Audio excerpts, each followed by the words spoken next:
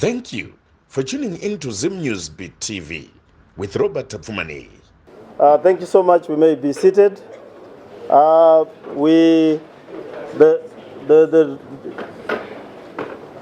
leadership that's supposed to be in front, the standing committee, please come up front, and so that we are able to be seen.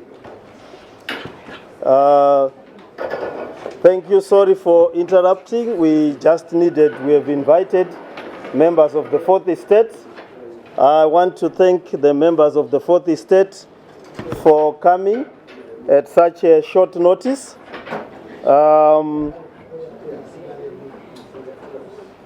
As you know, we advertise that we are holding our constitutive meetings.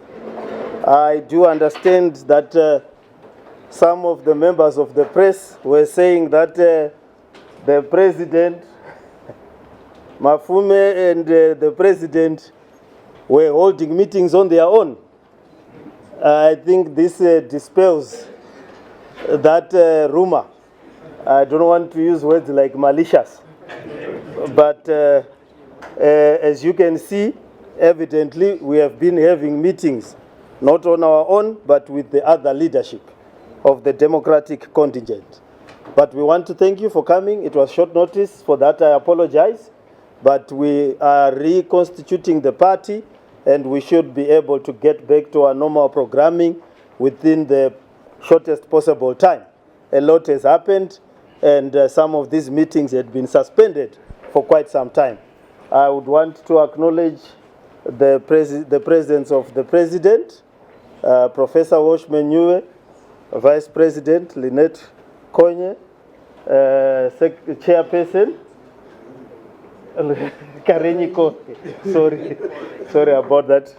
The Chairperson Sisu Zai, Secretary General Charlton Wende, and the rest of the leadership, the organizers. Maybe they might not organize a meeting again. Yeah.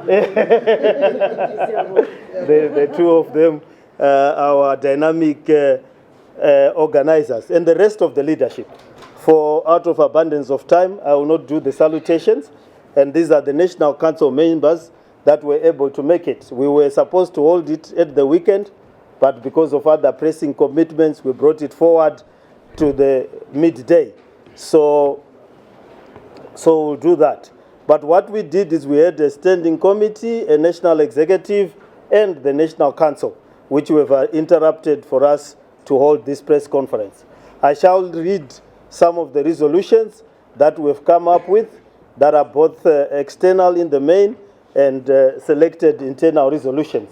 The rest of the resolutions will be given to the press in due course.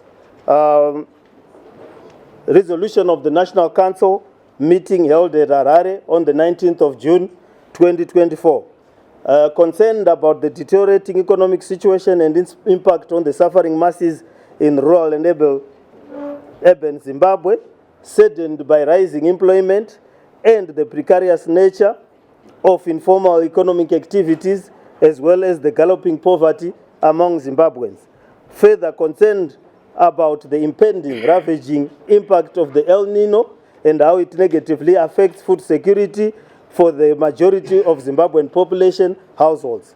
Further concerned about media reports pointing to widespread corruption associated with the awarding of tenders to benefit a few elite in Zimbabwe. The opaqueness and the lack of transparency within the tender processes. And the beneficiaries seem to be from a selected group. Observing that such corruption is rampant in the mining sector, where minerals are illicitly exported, depriving the country of the necessary impetus for sustainable economic development. Concerned about the continued deterioration of national infrastructure, such as roads and railway lines, that undermine the prospects for inclusive development. Noting the state of the Citizens Coalition for Change Party as a vehicle for the democratization agenda in Zimbabwe, and indeed its commitment to the resolution of the national question.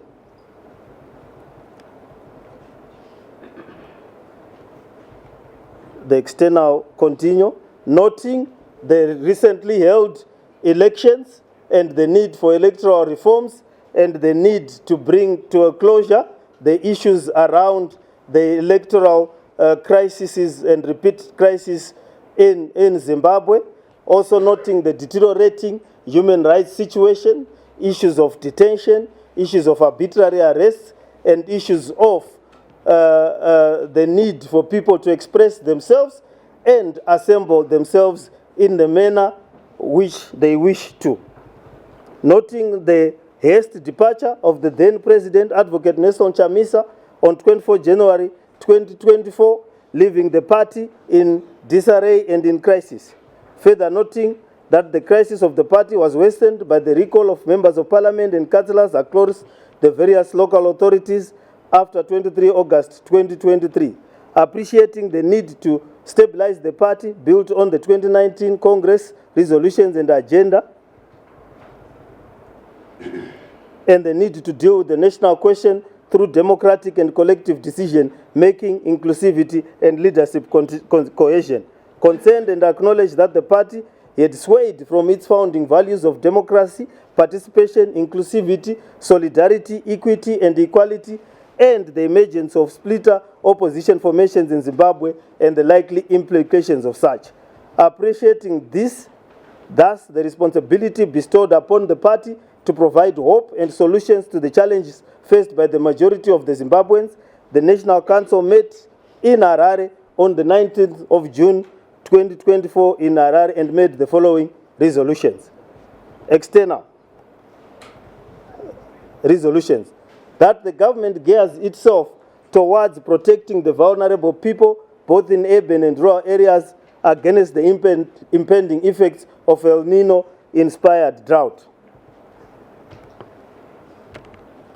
That the government, through its relevant arms, fully investigates reports of corruption in the awarding of tenders and ensures that all attended issues are dealt with.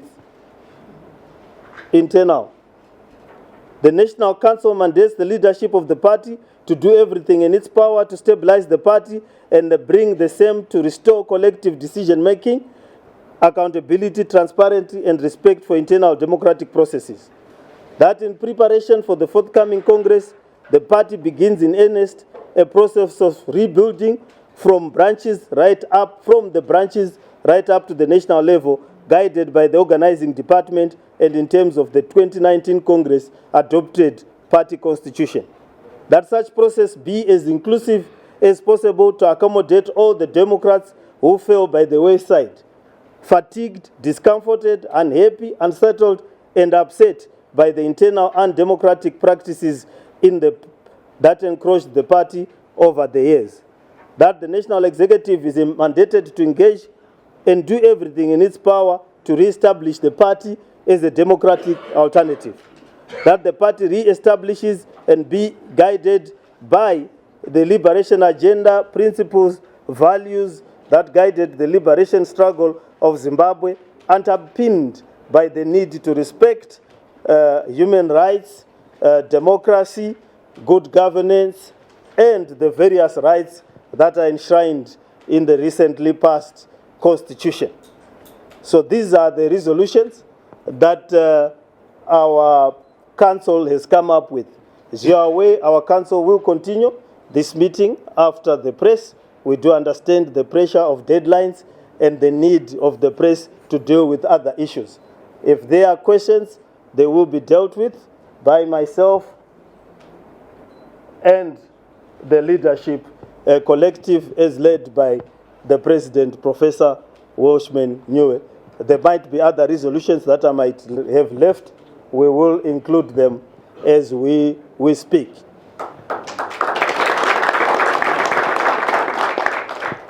Thank you. May we kindly just I'll request you for a brief address from you, just if it's possible. For a brief address? No, it's fine. We will answer the question. Address whatever. Yeah. I want you to just, He if will. you may indulge us, say, Yes, just a brief address from your desk. Yeah, what you will do is you will include the brief address in the answering of the questions if they are other. Maybe our questions might be motivated by the address. By the Please. Okay. Just ask a question. Let's have. Just ask a question and then. You will answer. I promise that you will answer. The question is, is the president able to address us? Yes, he will be. The answer is that he will address you, including other questions. Yes, is that another question? Yes. So you mentioned that the Triple C under Mr. Chamisa is swayed from its principles, and now we are reconstituting the party. How much of the damage did he cause to the Triple C under his leadership? In the view that we are also saying there was a little internal democracy in the party. So how much of the damage did he cause to the Triple C under his leadership? Okay. Another question. So if I get 3 or 4, yes. Maybe in terms of numbers, if you may just help us clarify, I need to understand, since there are 2 major factions coming from the Triple C, how many have been aligned to this specific leadership under President Oshman Dube? If you can give us maybe in terms of numbers, we need to just understand how much of the chunk has been swayed in this direction. And number 2, as part of the resolution, unless I missed it, I thought it was a key issue to be dealing with, the Chabangu issue. Is this been an issue that I've been dealing with as the National Council? If it was, what is with the resolution? That's why. Okay. I think the 3 questions. President.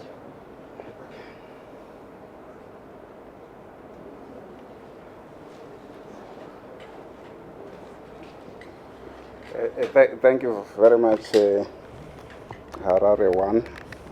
Thank you for this. In attempting to respond to some of the issues, let me say firstly,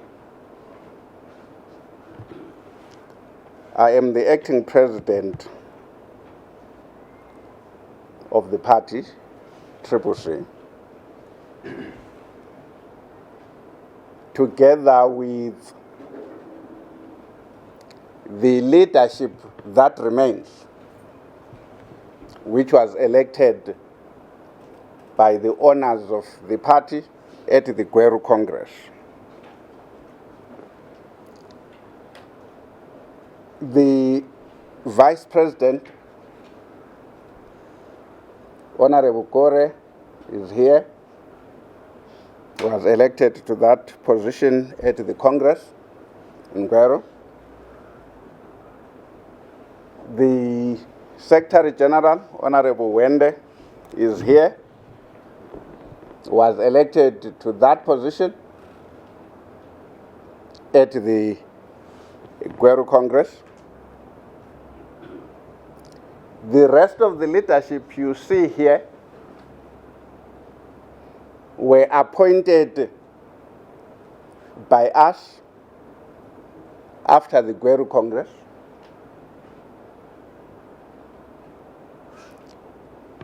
Honorable Rizai, Honorable Matzimure, Honorable Mateu, Honorable Chitzeva, and so forth and so on.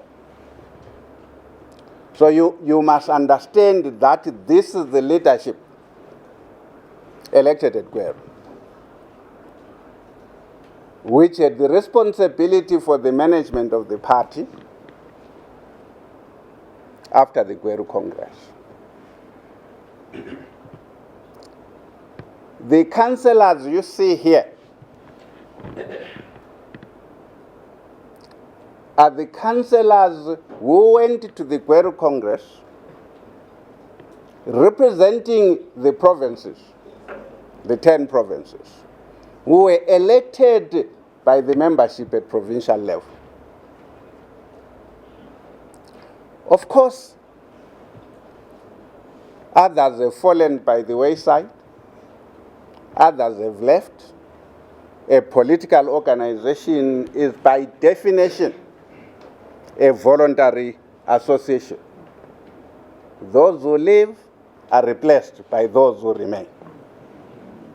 That's in the nature of all organizations.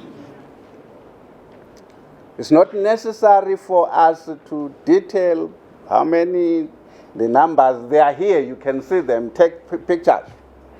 They were there in Gweru.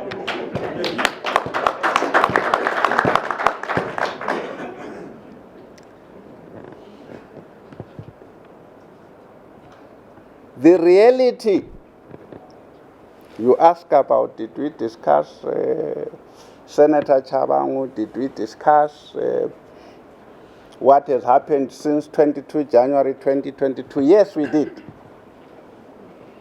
Yes, we made resolutions on that.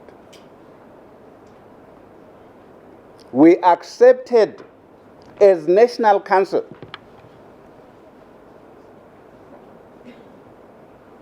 that we slept on duty. We accepted that the confidence of the owners of the party in Gweru was reposed in us as a collective. We accepted our acts of omission and commission in failing to assert ourselves as the National Council of a democratic movement, timeously.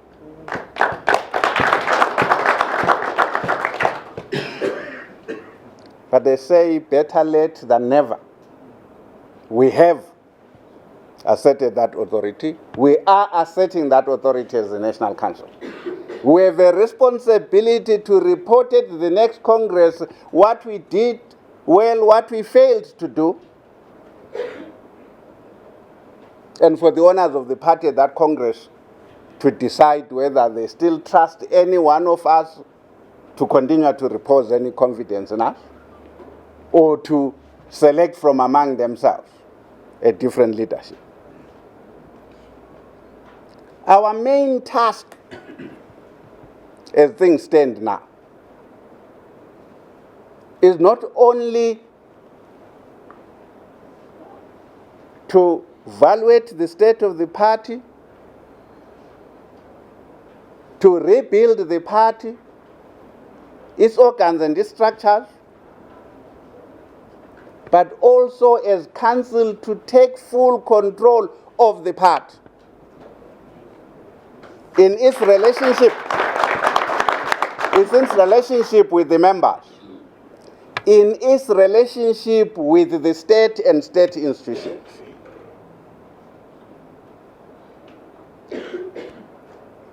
We acknowledge in this council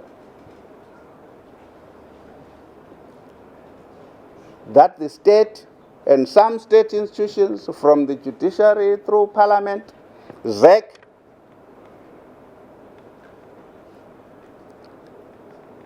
have recognized the signature of Senator Chabangu as the signature representing the party.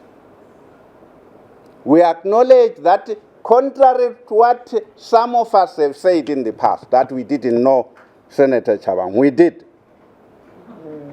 He was a member of this body. He was a member of the National Executive. He was a member of the National Council. He attended the fateful meeting of 22 January 2022. But he was not the Secretary General.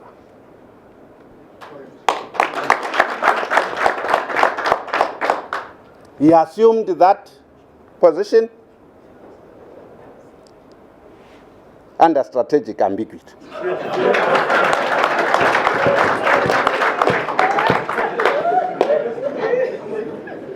Therefore, it behoves us, and we so resolved, we must engage him as council, as a member of council, to resolve this issue. What should be his role going forward? We further resolved to engage the state and state institutions with a view to regaining full control of the party, for the state institutions to recognize that decisions of this party are made by this body and communicated by persons authorized by this body.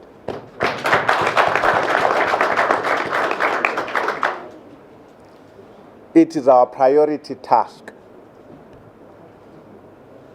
Whether we succeed or not remains to be seen, but it is our task.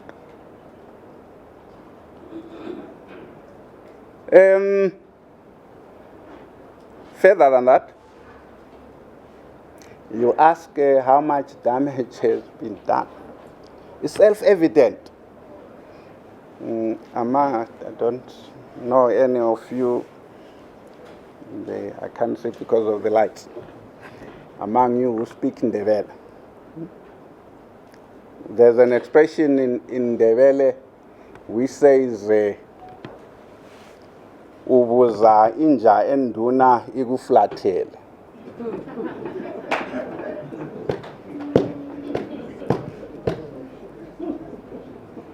You don't have to ask, it is there, you can see.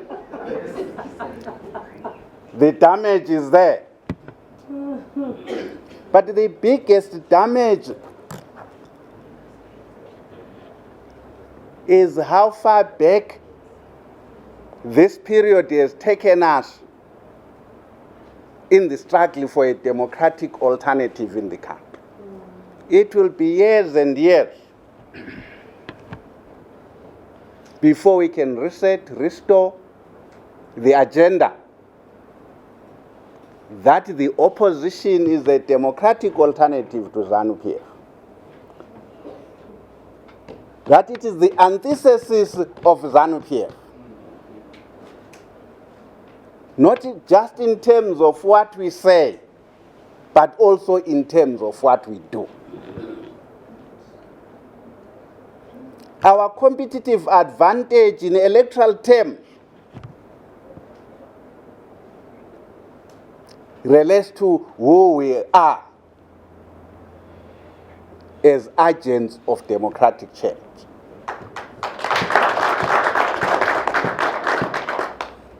When we begin to look like ZANU-PF, then we cease in the eyes of the electorate to be that democratic alternative. So we are not underestimating the task that faces us. It's huge. The damage has been immense.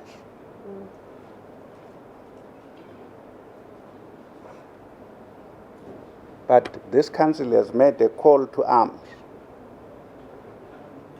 Whatever it takes, at the very least,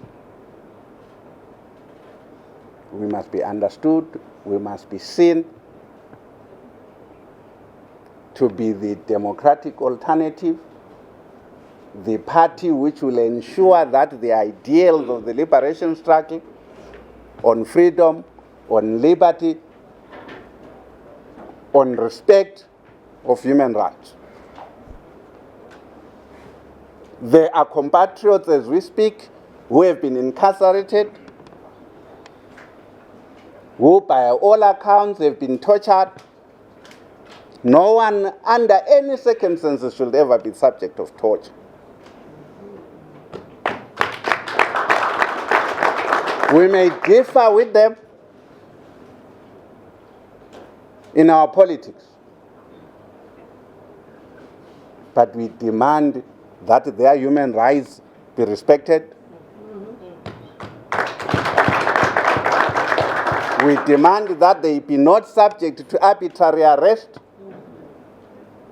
We demand that they be not subjected to torture, which is prohibited across the world.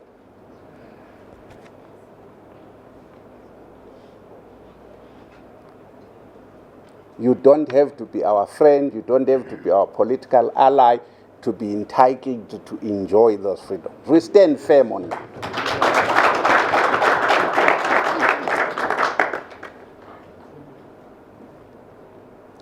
So that's what I'm adding to what Harare 1 presented to you as a summary of our conversations. If you have further questions, you will take them. Thank you very much. Thank you. I do understand you are pressed for time as journalists. So in consideration, I'll probably take one, but I do respect the desire to meet deadlines. But I think the point that we are making is that a journey of 1,000 steps, you begin with one step. We had the democratic ideals that we began from the Working People's Conventions to the point that we are here now, and the various transformations that we have seen us get into government, out of government, build constitutions, not only for the party, but including the constitution that this country is currently utilizing. It is a constitution that we participated in. And in all those processes, we were guided by a set of values. And those values were not personal, they were objective, normative, and in sync with contemporary understanding of human rights, democratic principles, and good governance principles. And it is that understanding where the collective matters more than the individual, where we believe that for anything happens to any one of us, we are living institutions and a country that can continue based on the values that would have agreed with each other and not based on personal issues. So that is where we are. We will rebuild it again, as the President said, and we will take the time it requires. We've done it before. We can do it again. Thank you. One thing that the chairman reminds me I should speak to just briefly. We debated and discussed the issue of the 2018-2023 elections. We resolved that as part of our engagement with government and ZANU-PF as a political player, we should engage them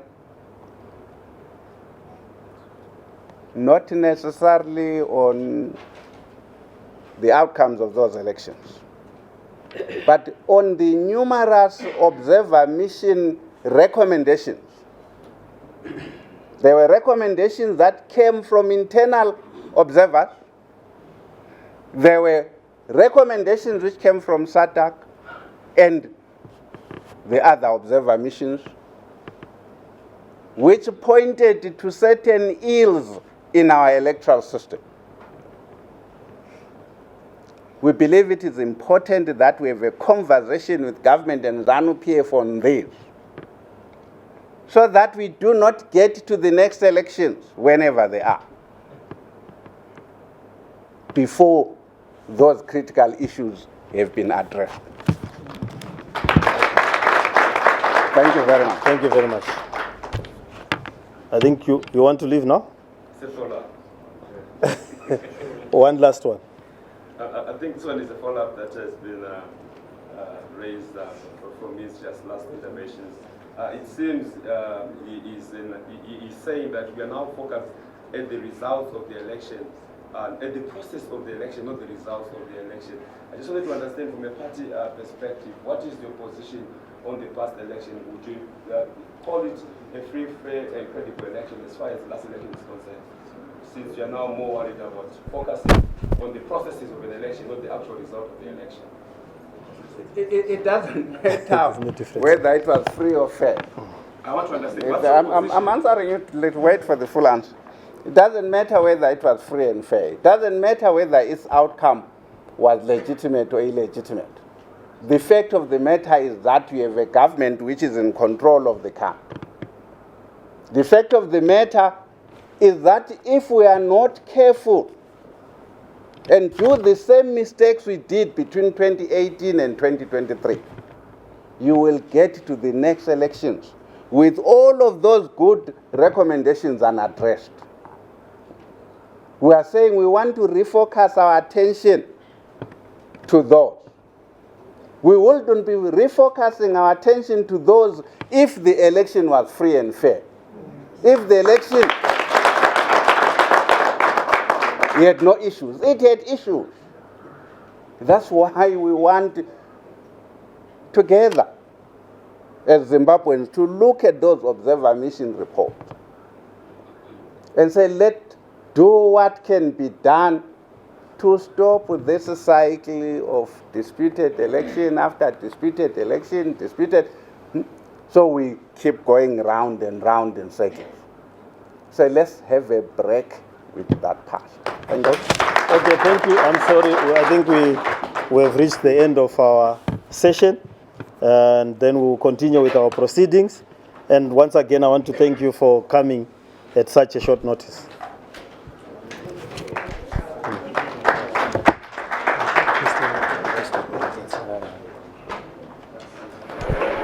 For these and more stories, tune in to Zim News TV with Robert Tafumani.